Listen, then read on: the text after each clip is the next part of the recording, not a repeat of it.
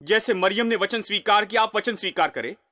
वो देहधारी होगा, वो वास्तविक होगा, ये वही होगा जो कहा गया है। ये कल्पना लाएगा, ये वास्तविकता लाएगा। ठीक है, बात तो ये है, सब लोग मेरे साथ कहें, उसका वचन जो मेरे मुंह से निकलता है और मेरी आत्मा से, उसका वचन जो मेरी आत्मा से आता है, जहां वो महान रहता है, और मेरे मुंह से, उसमें वही अधिकार है जैसा वो वचन परमेश्वर के मुंह से निकलता है। परमेश्वर का वचन मेरे दिल से निकलता है, जहां वो महान रहता है, उसमें वही सामर्थ है, उसमें वही अधिकार है जैसे उसके मुंह से निकले हुए वचन में होता है। यह मजबूत सत्य है दोस्तों। तो हम क्या करें?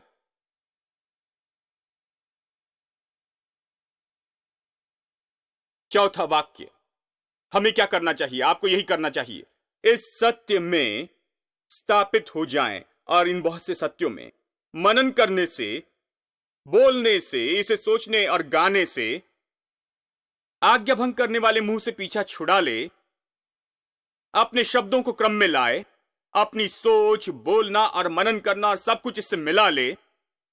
अब यह बहुत महत्वपूर्ण है,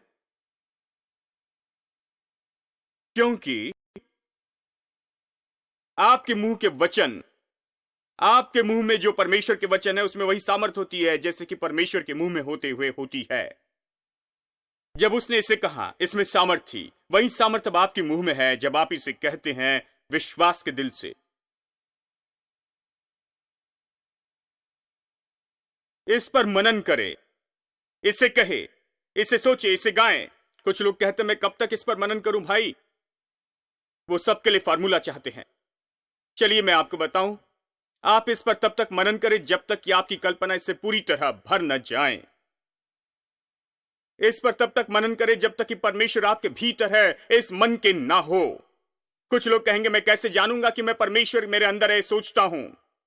खैर, आप जानेंगे कि आप परमेश्वर आपके अंदर है, इस मनसा रखने वाले हैं जब कोई संकट या इमरजेंसी आती है। और जब आप उस संकट में या इमरजेंसी में अपना मुंह खोलते हैं, तो उस समय आपके मुंह से जो कुछ भी शब्द पहले बाहर आता है, जांचे कि क्या आता है, आप उसी में स्थापित हैं। मैं आपको बताऊं कि क्या वचन आपके दिल में स्थापित है या नहीं।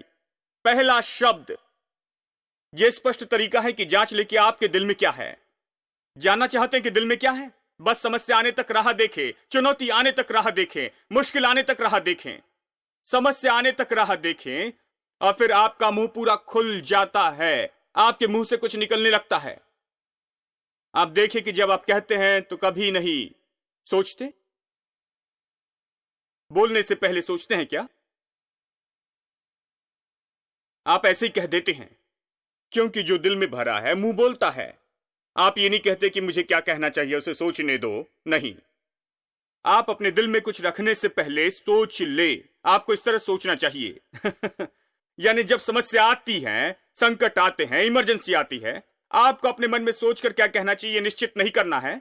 आपका मुंह खुलता है और सब बाहर आता है, और जो भी पहला बाहर आता है, पहला शब्द मुंह से बाहर आता है, निश्चित करता है कि दिल में क्या है। आपके दिल में क्या है?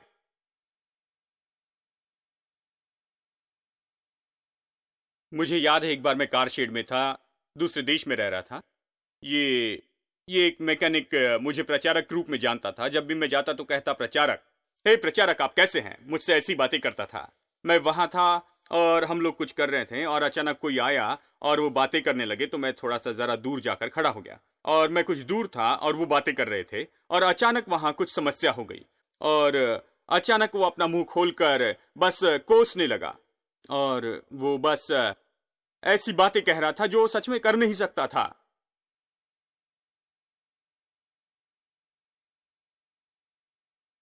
और फिर अचानक याद आया कि मैं वहां खड़ा था। और रुकिए एक मिनट प्रचारक, मुझे माफ करना, मुझे माफ करना, मुझे पता नहीं था कि आप यहां पर हैं। मैंने कहा, खैर मेरी बात छोड़ दो, तुमको जो बोलना है बोलते रहो। आगे बढ़ो, जो कहना है कह दो, क्योंकि एक दिन में तुम इससे पीछा नहीं छुड़ा सकते। क्योंकि यीशु ने कहा जो दिल में भरा है वही मुंह से बाहर आता। अब मैं जान गया कि तुम्हारे दिल में क्या है। जिसे तुम हाथ में थाम नहीं सकते, जिसे हाथों में नहीं पकड़ सकते, वो दिल में भरा हुआ है, इसलिए कहते हो। इसलिए यही भीतर में है। सच में जरा कल्पना करें कितने लोग इसे कहते हैं, उनका दिल इस तरह की चीजों से भरा हुआ है और कहते भाई मैंने जानबूझकर नहीं कहा, हमें पता नहीं कि क्या कहना है। हम जानते हैं कि तुमने क्या कहा और तुमने जो कहा वही तुम्हारा अर्थ है। यही तो यीशु ने कहा कि जो कुछ भी तुम्हारे दिल में भरा है वही मुंह से बाहर आता है। भला मनुष्य अपने दिल के भले भंडार से, जहां ये सब जमा होता है, वही भली चीजें लाता है, और बुरा मनुष्य अपने दिल के बुरे भंडार से बुरी चीजें लेकर आता है। इसमें दो राहें नहीं है दोस्तों। आप ये झाड़ियों पर नहीं मार सकते। आप नहीं कह सकते कि मेरा ये अर्थ नहीं था, मेरी जीभ फिसल गई। जानते लोगों ने इन चीजों का आविष्कार किया, जैसे कि जीभ फिसल गई और ये सारी बातें। बाइबल कहती कि जीभ फिसलने वाली कोई बात नहीं है, बस दिल है और जीभ है, टैंक है और नल है। जो भी उस टैंक में है वो नल से बाहर आएगा। इसमें दो राहें नहीं। उसमें से और कुछ कैसे बाहर आ सकता है?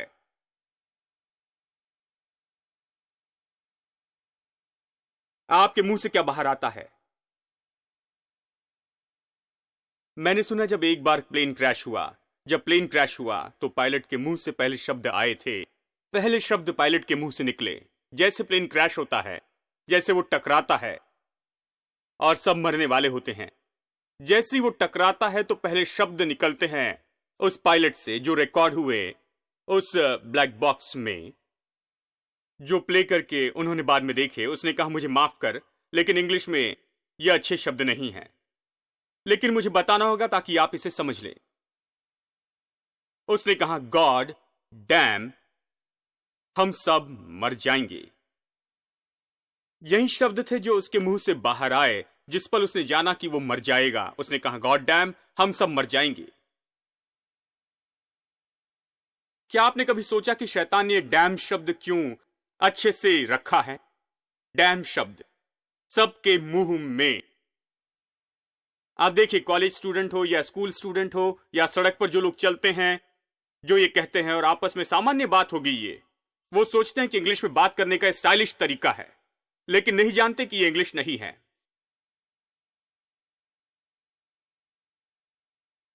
ये शब्द आपको बिल्कुल याद नहीं होने चाहिए, लेकिन उपयोग करते हैं हर दूसरे वाक्य में।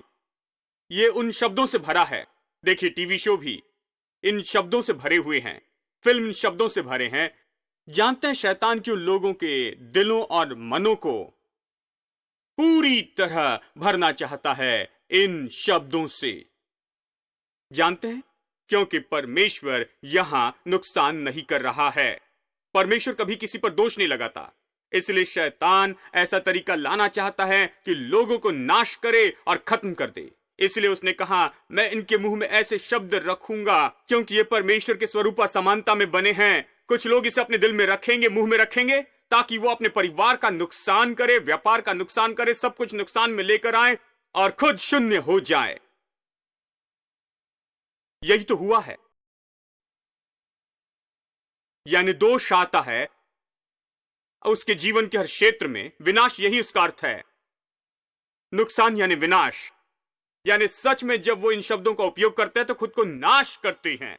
वो नाश करते हैं अपने परिवार को, अपने बच्चों को, व्यापार को, सब कुछ इन शब्दों से। और शैतान इनका उपयोग करता है इन शब्दों की सामर्थ्य ताकि उन्हें नाश करे। तो हम कैसे जाने कि आपका दिल परमेश्वर के वचन से भरा है? जब संकट आता है तो आपके मुंह से जो सबसे पहले आता है वही आपके दिल में है। आपके मुंह से यशायाह 54 क्यों नहीं आता? मेरे विरुद्ध में बनाया कोई हथियार सफल ना होगा। इसके पहले भी वचन है, परमेश्वर कहता है, 2 वचन पहले परमेश्वर कहता है तुम विनाश से बहुत दूर रहोगे। ठीक है, अगले वचन में कहता है मैंने उसे बनाया जो आग जलाकर हथियार बनाता है, विनाश के हथियार बनाता है। परमेश्वर कहता है मैंने उसे बनाया है। और फिर वो कहता है तुम्हारे विरुद्ध में बना कोई हथियार सफल न होगा। इसका अर्थ है क्योंकि मैंने उसे बनाया जो हथियार बनाता है, तो हथियार की चिंता न करना, क्योंकि मैंने उस व्यक्ति को हथियार बनाने का दिमाग दिया है और मैं उसे बिगाड़ दूंगा तो हथियार काम नहीं करेगा। मैं हथियार बनाने वाले से निपट लूंगा क्योंकि मैंने उसे बनाया है। तुम हथियार वाले के बारे में क्यों चिंता करते हो? तुम विनाश के हथियार की क्यों चिंता करते हो? मैंने उसे बनाया, मैं उससे निपटूंगा। तुम्हारे विरुद्ध में कोई हथियार सफल न होगा। हर जीव जो तुम्हारे विरुद्ध में उठती है, तुम उसे दोषी ठहराओगे। यही तो परमेश्वर के दासों की मिरास है। उनके पास मेरी ओर से यही धार्मिकता है।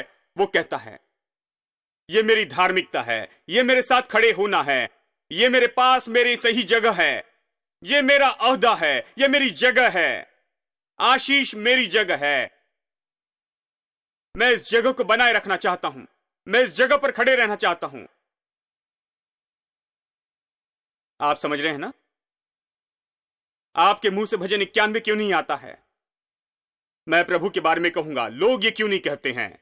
वो ये सारी बातें क्यों कहते हैं? वो अपने मुंह से ये क्यों नहीं कहते हैं? मैं अपने मुंह से कहूंगा, प्रभु के बारे में कहूंगा, वो मेरा बल, मेरा शरण स्थान, मेरा दृढ़ गढ़, मेरी मजबूत चट्टान है जिसमें मैं भरोसा रखूंगा। बीमारी मेरे डेरे के निकट नहीं आएगी।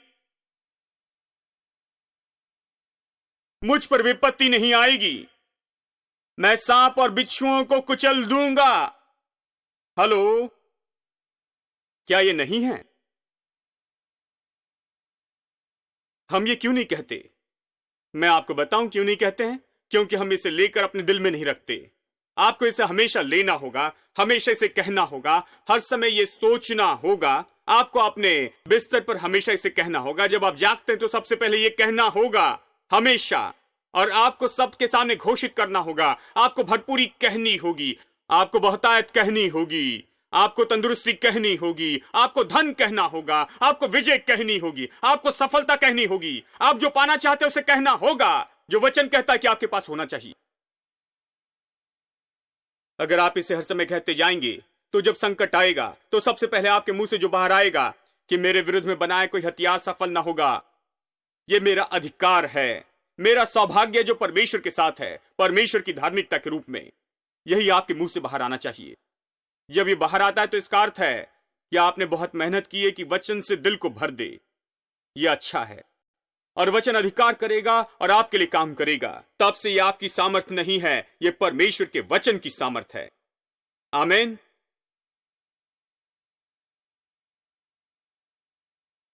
इसे वहां रखकर मनन करें। कब तक मनन करें? तब तक मनन करें जबकि कोई संकट आए तो सबसे पहले आपके मुंह से जो बाहर आए वो परमेश्वर के वचन का जवाब हो। आशाहीनता नहीं, कमजोरी नहीं, समस्या नहीं। इसे तब तक कहते रहे जब तक आप परमेश्वर भीतर है इसके लिए सचेत न हो। आमीन। कुछ लोग कहते हैं, हाँ भाई आप हमेशा बताते कि कैसे वचन को अपने दिल में रखें, अपने मन में और दिल में रखें। अगर मैं इसमें इतना गहरा जाऊं तो कुछ करने लगूं। खैर, इस समय आप जो गड़बड़ी में उसमें रहने के बजाय अच्छा है कि कुछ करें। मैं आपसे कहूंगा कि परमेश्वर के वचन में जाना बेहतर होगा मेरे दोस्तों, और सारे दुखों से पीछा छुड़ा ले, गड़बड़ी और गंदगी से जो आपको घेरे हैं। आप वहां क्यों रहना चाहते हैं? आप वहां बैठकर क्यों कहना चाहते हैं, मैं इसे नहीं समझ पाता, पता नहीं ये कैसे काम करेगा? नहीं, ऐसी कोशिश करें।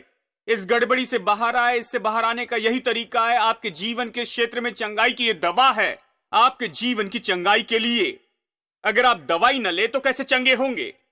इसे ले, वचन को अपने दिल में रखे। ये न कहे ये हमेशा इस तरह की बातें कहते हैं लेकिन मुझे पता नहीं, ये आपके लिए कभी काम नहीं करेगा। ये आपके लिए काम नहीं करेगा क्योंकि आप वहां बैठकर दोष लगा रहे हैं, लेकिन कभी कोशिश नहीं की। जो सच में ये कहता है ये काम करेगा।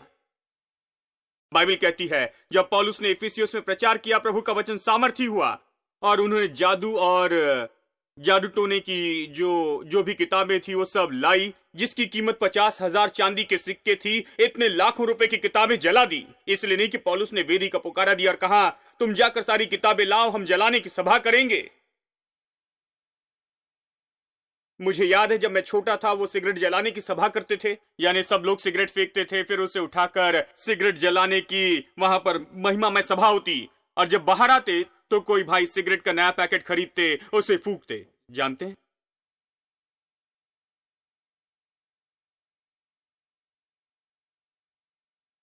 मैंने उनसे पूछा आपने तो अभी पूरा पैकेट जलाया। वो कहते इच्छा तो अभी भी जल रही है ना। हमने जलने वाली इच्छा के लिए कभी कुछ नहीं किया। हमने सिगरेट जलाई और सिगरेट का दूसरा पैकेट खरीदकर उसे जलाने के लिए ज्यादा समय नहीं लगेगा। हमें परमेश्वर की चीजों को समझना होगा, तब आप परमेश्वर के वचन से आजाद हो जाएंगे दोस्तों, आप फिर इसे नहीं छुएंगे। देखिए, हमें तो इन लोगों का कहना है कि हमें इसके विरुद्ध में प्रचार करना चाहिए, लोगों को बताए और ऐसा करने के लिए लोगों के सिर पर मारे कि वो ये और वो सब कुछ करते हैं, क्योंकि वो ये कर रहे हैं, पीते हैं, पार्टी करते हैं, ये और वो करते हैं। और जब प्रचार करते हैं तो उन्हें दोषी ठहराना होगा, उनके सिर पर मारना होगा, निश्चित करना है कि वो संदेश ले ले। नहीं, वो मेरा काम नहीं। मेरा काम है वचन प्रचार करना, और वचन प्रबल होगा। उस पार्टी की आत्मा पर वचन प्रबल होगा, उस पीने पर वचन प्रबल होगा, उस जादू टोने पर वचन प्रबल होगा, उन चीजों पर जो उनके जीवन पर प्रबल हो रही है, हर बुरी आदत और सब पर। और कुछ लोग तो ऐसे हैं, खैर भाई, आप हमेशा वचन के बारे में कहते हैं, दिल में रखना है, मन में रखना है, यहां वहां रखना है। हमें सारी रात प्रार्थना करनी चाहिए भाई।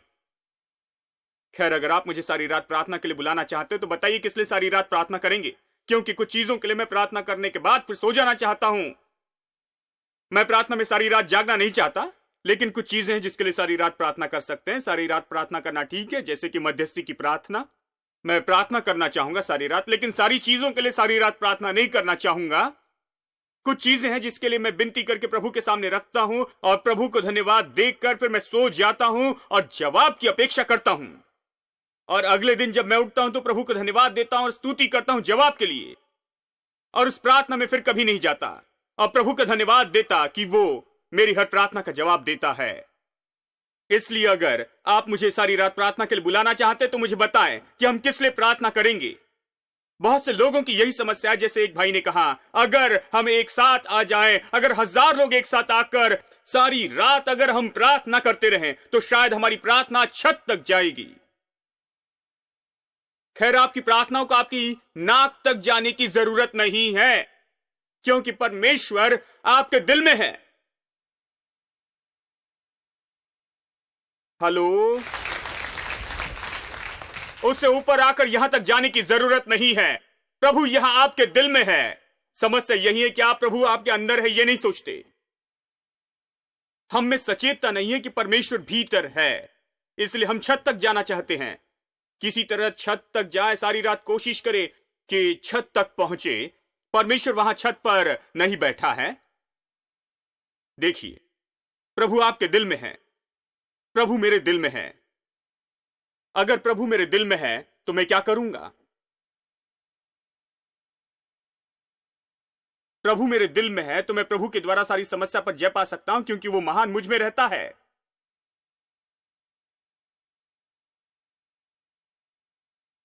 प्रभु मेरे दिल में कितना है? मेरे दिल में जितना वचन है प्रभु उतना मेरे दिल में है, और वो मेरे दिल के द्वारा खुद को प्रकट करता है, क्योंकि परमेश्वर वचन है, वचन परमेश्वर है। मैंने लंदन की एक बहन के बारे में कहानी सुनी।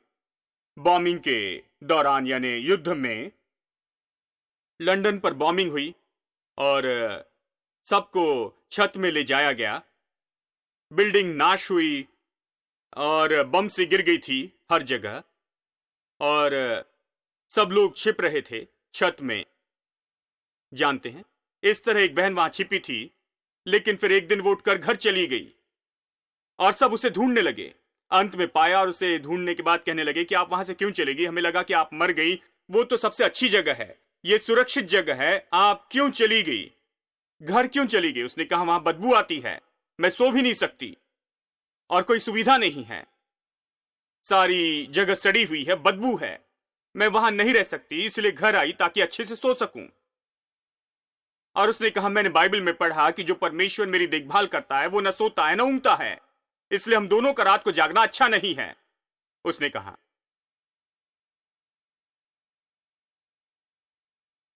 इसलिए मैंने उसे जागने दिया और मैं सो गई।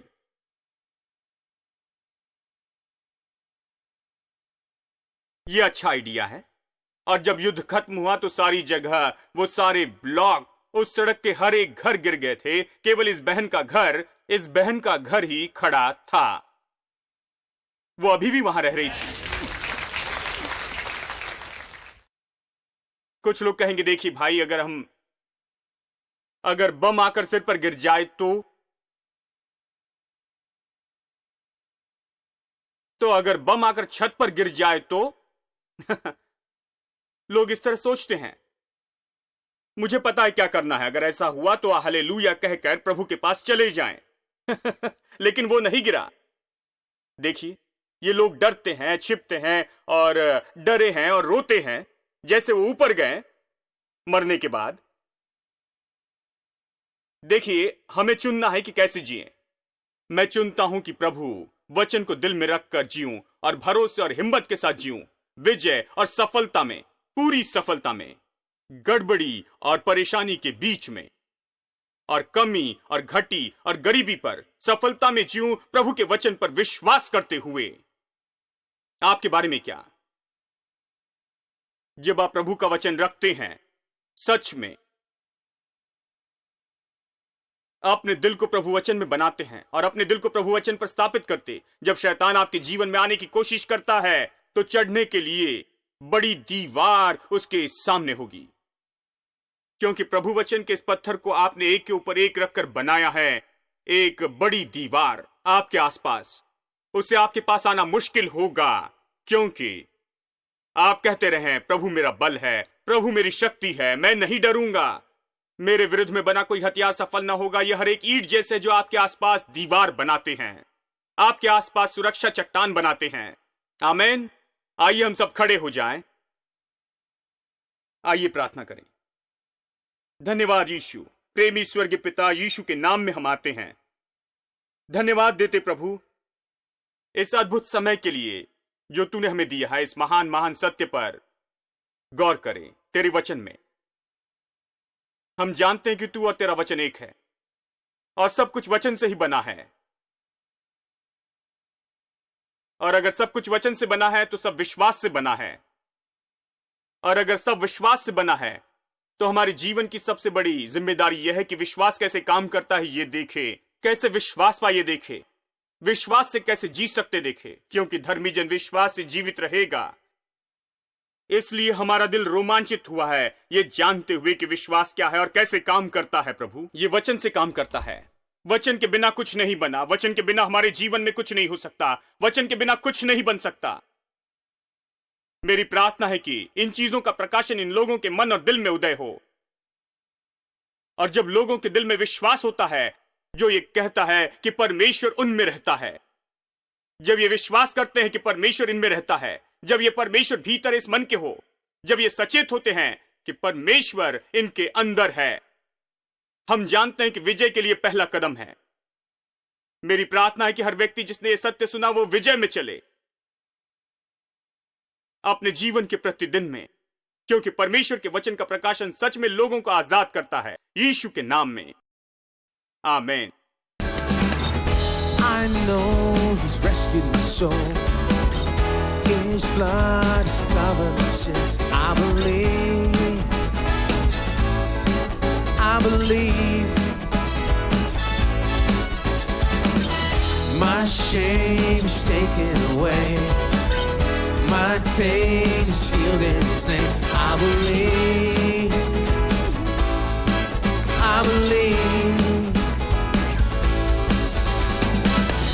I'll raise the banner. My Lord is coming to reign. My Redeemer lives. My Redeemer lives. My Redeemer lives. My Redeemer lives. Everybody with their hands, with all your strength. I know He's rescued my soul. His blood has covered my sin. I believe. My shame is taken away. Yes, He died for you. My pain is sealed in His name. I believe.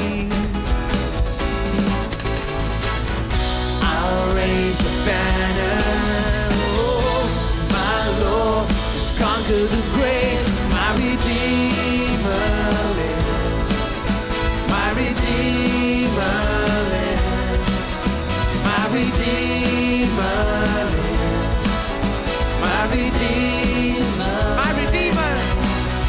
My Redeemer lives. My Redeemer lives. My Redeemer. My Redeemer lives. You will lift my burden. I'll rise with you. I'm dancing on this mountain top to see your kingdom come. My Redeemer lives. Everybody, my Redeemer lives. My Redeemer lives. My Redeemer